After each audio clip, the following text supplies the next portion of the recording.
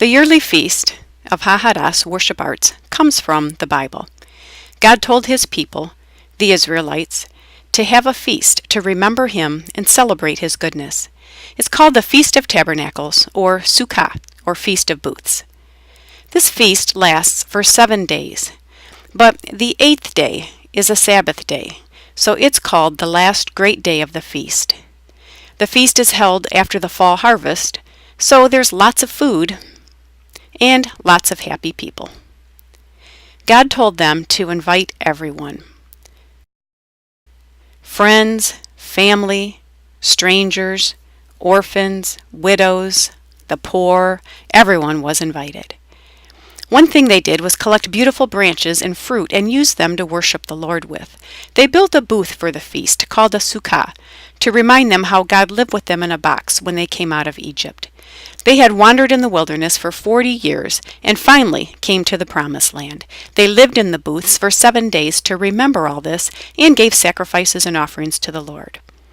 But not only does the feast remind us of what God did for his people in the past, but we look forward to that day when he will return to the earth in the future.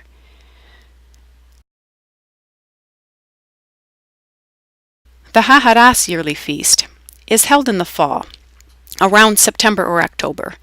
Every group decides what they want to do for their feast. You can have food, dances, art booths, a bell trot, a sukkah, a testimony time, a blue ribbon dance, an offering for the poor, music and praise, more food, a drum circle, painting, communion, a live band, a bonfire, poetry readings, skits, group dances, desserts, whatever you can think of to celebrate God's goodness. Remember all he's done for you, and that one day he will come again to the earth. Let your imagination go.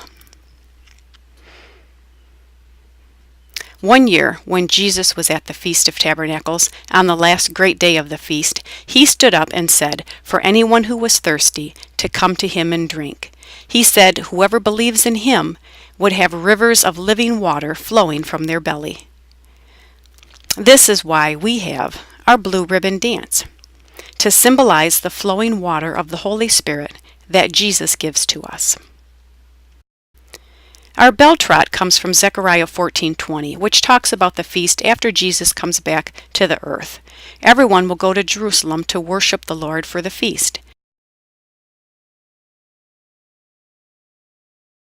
The horses will have bells on them that have Holy to the Lord written on them.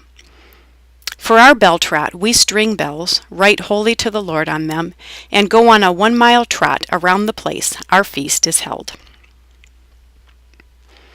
The yearly feast is a celebration, but it can be as small or as big as you want it to be. It's a time to look back and remember God, and a time to look forward to his coming. Now the question is, what will you do for your feast?